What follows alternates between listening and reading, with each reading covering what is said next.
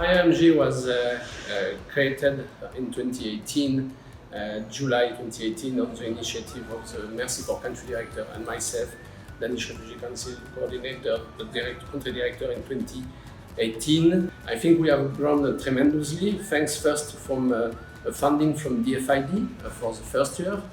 From 2018 till mid-2019, we are not having funding, so it was just on the, let's say, the willingness and the time from the CDs to make it moving. Then we approached donors. DFID was keen to fund the first round, and then we have been also engaging a lot with the Swedish embassy, especially the former finance controller and the Swedish ambassador at that stage when DFID funding was ending, and then we managed to get this funding that is today financing the training we are attending today. So I will say that we have grown quite a lot. We have a steering committee of 8 country directors which are meeting on a monthly basis.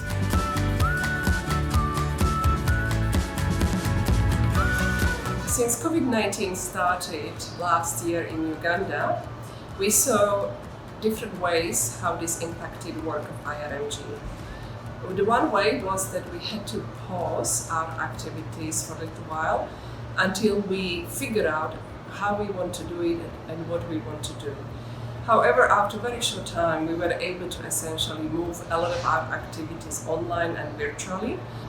When it comes to the safeguarding issues, what we have noticed is a combination of the results. One was, for example, because we had less activities taking place, less of our staff moving around, less of contractors moving around. We actually noticed a small drop on the safeguarding cases that we have been investigating and dealing with. On the other hand, we also know that closure of schools had huge impact on the protection of girls and children in the community. So we have seen increase of the protection issues in the community.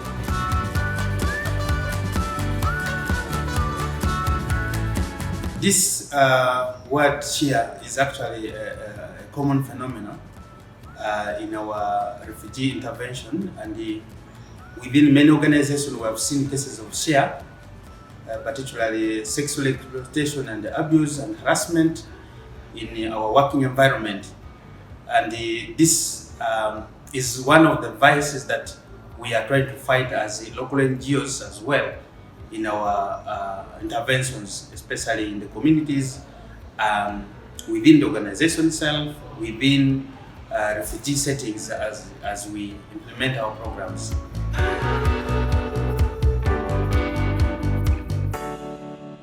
We joined the IRMG in 2019, and we joined with the interest to learn as an organization, but also with the interest to enhance the capacity of the organization in areas such as risk management and safeguarding. And of course, attending the trainings, we've been interacting with other organizations. We've been exposed to several experts in both risk management and safeguarding, and our teams that have participated have benefited in those areas. You can see already that there are improvements in their practice, and also their learnings have been used to inform improvements for our policies at organization level.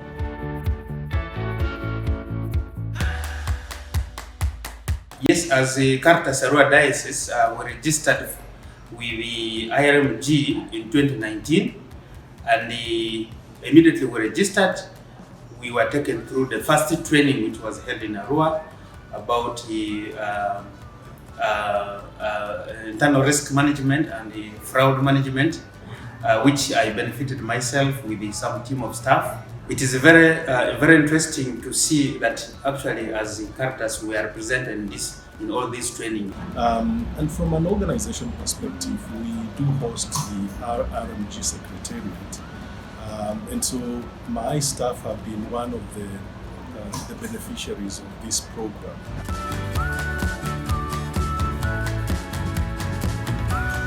I think, related to what I just say, I think the fact that we have been opening also to national organizations has been definitely having a positive impact. We can see the round of training on safeguarding for staff of national and international organizations, which happened just recently, was very highly attended.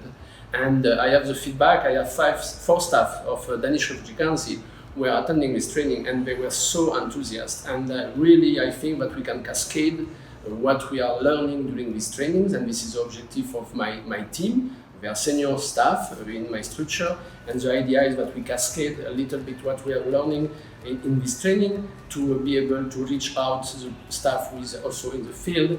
But definitely the quality of the training has an impact already, I can see. Open mind of people also will facilitate reporting, definitely. I think we have a big challenge on safeguarding, but also in corruption and fraud cases in Uganda, but there is very low reporting if we don't do constant sensitization to our staff, our community members, and also the people of concern.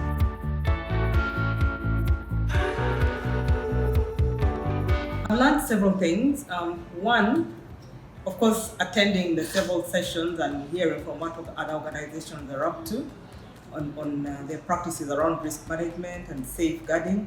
I have learned that several of the organizations are at different levels in terms of the practice and policy to support risk management and also to support safeguarding in the workplace. We were each given a tool, we're each even given the materials that were used in the training. And for example, the training that happened for the staff a couple of weeks ago, training provided methodology and approaches for each session. And a key takeaway was that each of the staff was meant to, when they go back to their organizations, to roll out what they've learned, and also to roll out the practice to their different teams. So I think it's really a plus because we have this content in the books, we have the modules clearly laid out. The content is very logical and very relevant and can be adapted by anyone at any one time when they want to do a training. One of the things that when I came into Uganda and learned about IRMG is that it's probably the only idea that is found in this country. I've been to various countries. I worked in DR Congo, I worked in Kenya, I worked in Burundi. And in all these countries, we had the NGO forum. And even in DRC, for example, our offices for the NGO that I worked for was hosting the NGO forum. But we never had such an initiative within the NGO forum.